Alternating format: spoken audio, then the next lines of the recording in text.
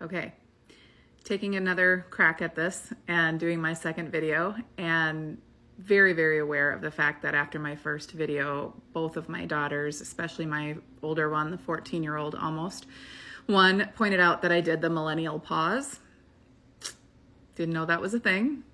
I'm an elder millennial, and whatever the generation is that has a different name. But anyway, so I'm going to do the millennial pause. I can't not do it. I don't care. So anyway, what I wanted to share with you today was really something geared towards those of you who identify with being energetically sensitive, or you might refer to yourself as empathic.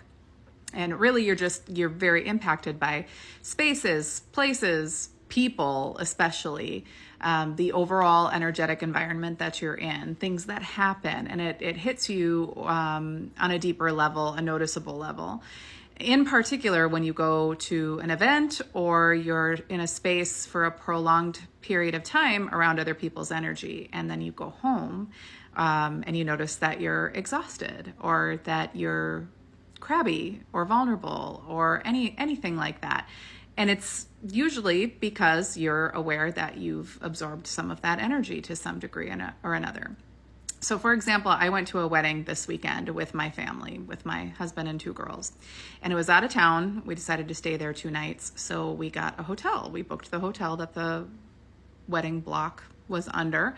And turns out that hotel was not what it appeared to be online. They were a little misleading in their level of comfort.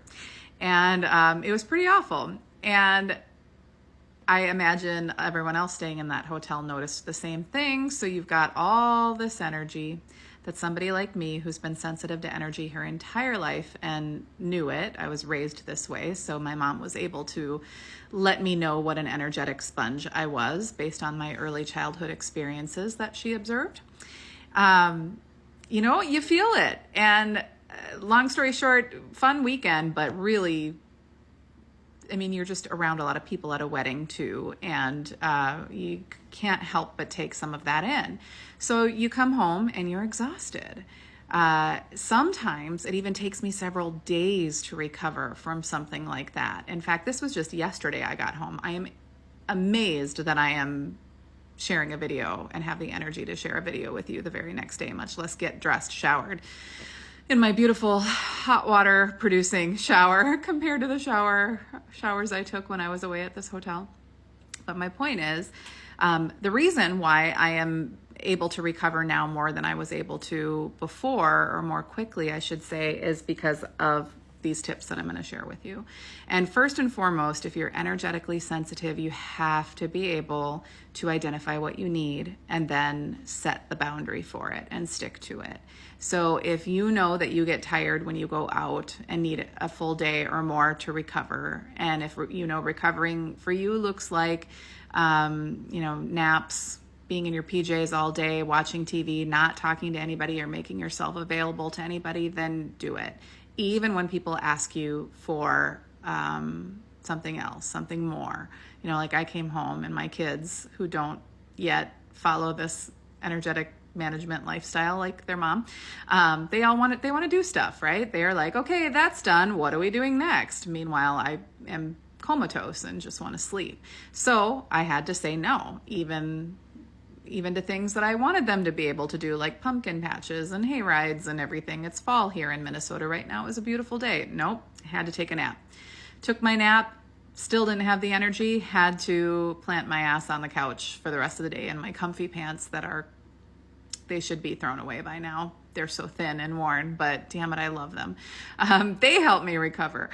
So sticking to those boundaries, knowing what is your boundary and what is necessary to recover, super, super important. And then the other thing is hermit away a little bit. Get your rest. Rest doesn't always have to look like sleep or naps, but it can look like ignoring texts, not getting back to people right away, not accepting invitations, just letting yourself off the hook for stuff that you don't want to do and that will take energy that you don't have. Okay, so then the third one is to empty out that energy. Part of the reason why I was able to recover a little bit more quickly this time after such a big weekend was that I was emptying out the entire time. So what does that mean? I'm clearing my chakras the way that I clear them. There's so many different ways. I'm not going to cover them in this video, but for me, it's just a simple acknowledgement that I've absorbed energy and a quick pause to release it and just say it. Like for me, I ask Archangel Michael to come in and take all that energy that's not mine and call back the energy that is mine.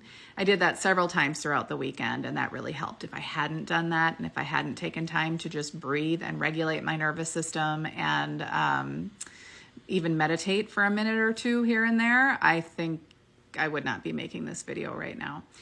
And but then coming back, then it's the bigger one, right? So I took the long hot shower. That's what I do to empty out. And it's just bringing consciousness to it. It is simply a matter of naming it, because everything is energy and vibration, including your thoughts and the forming of words and focusing and describing something. You are, working with energy in that moment.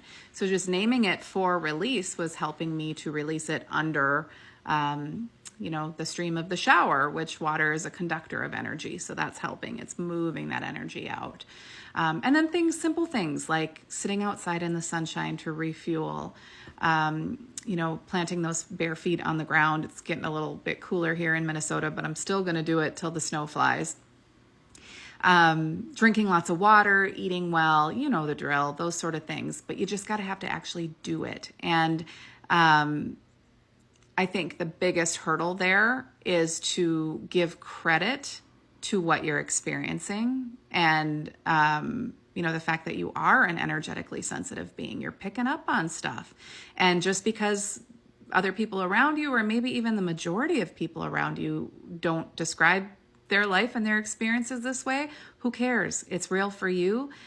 Try these things and then don't skip the most important step, which is to actually observe what happens, what kind of a difference it makes when you actually do it versus when you don't do it, because that's going to give you what I call the spiritual confidence, the conscious confidence to take it more seriously, to believe that what you're doing is good for you, and to stay steady and consistent with it. So take care of your energy, my energetically sensitive friends. I've also been told by my 14-year-old that there's a millennial pause at the end of a video.